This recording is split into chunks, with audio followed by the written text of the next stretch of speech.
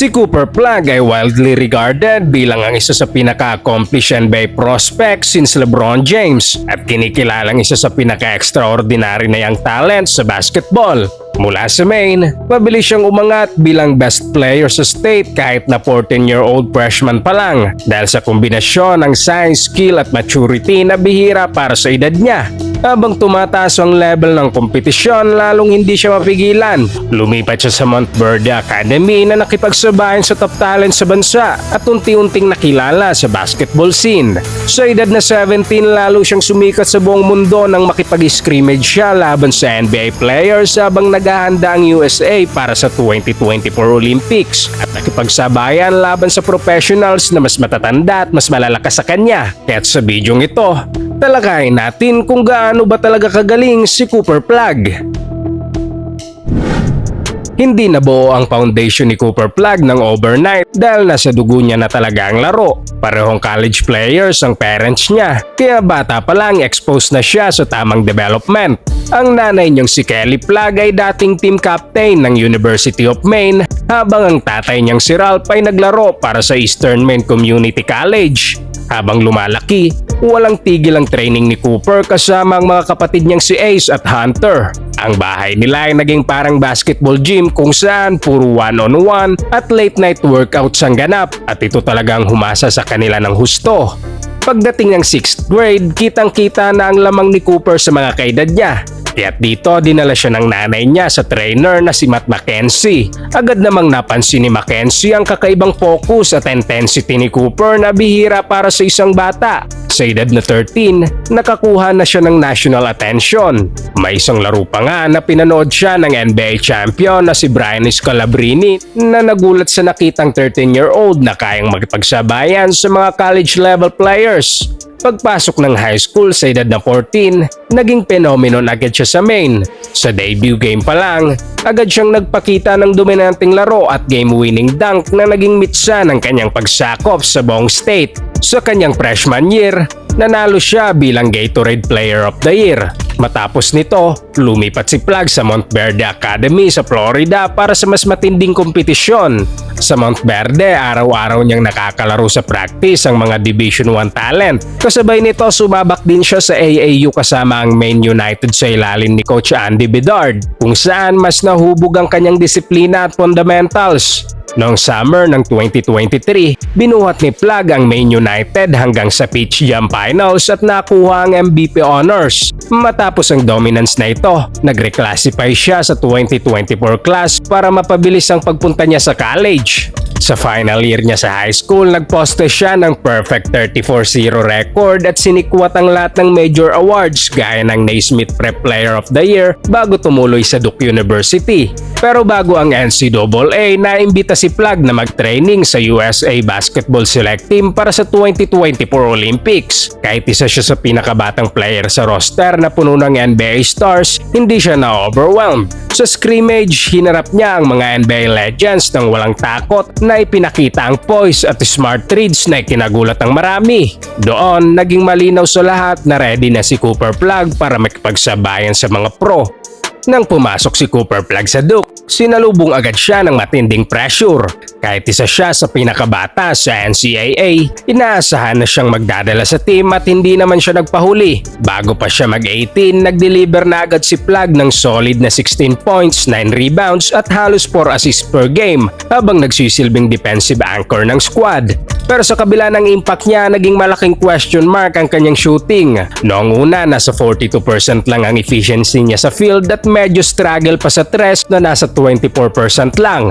Pero pagkatapos ng kanyang 18th birthday, doon na nakita ang matinding improvement.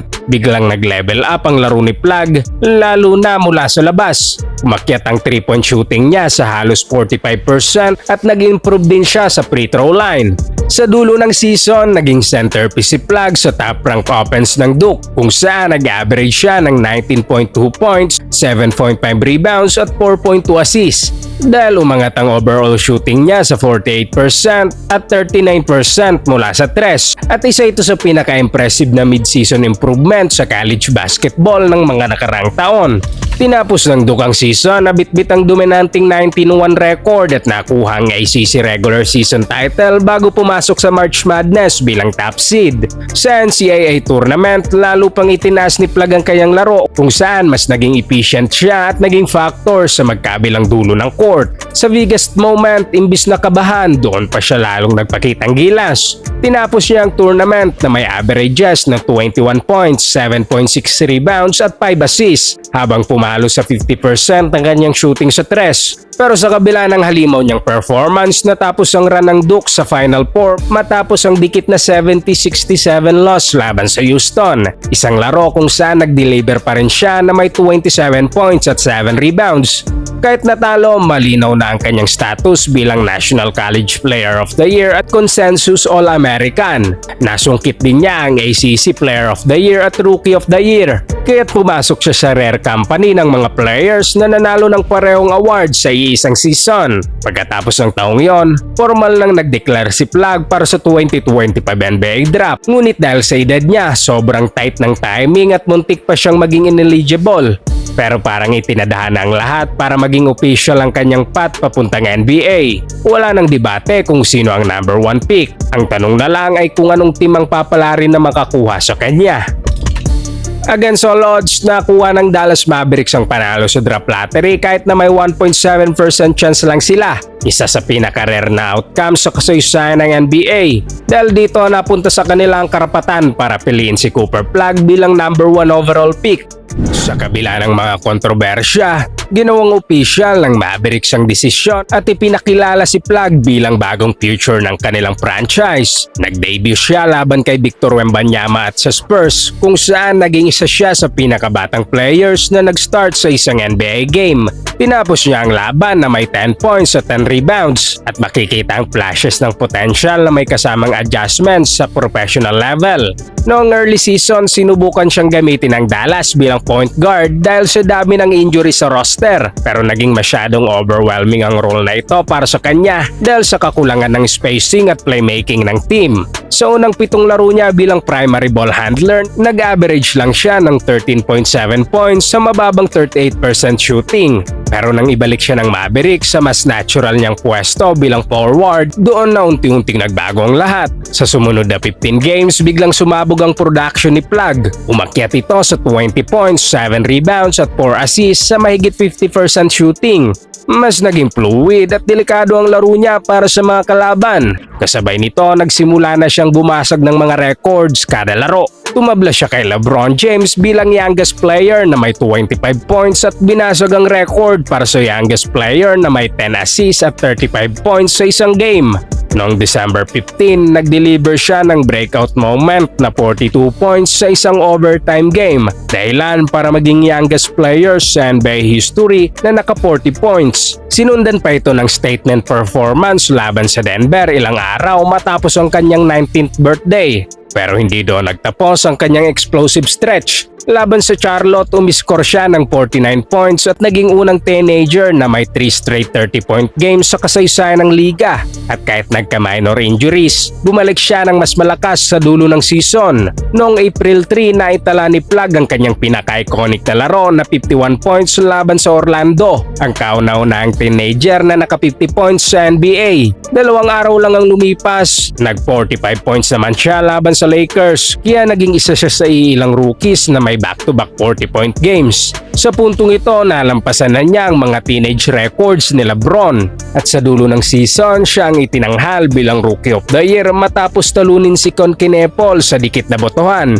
Pero sa kabila ng lahat ng records, ang shooting consistency niya sa labas ay nananatiling malaking tanong.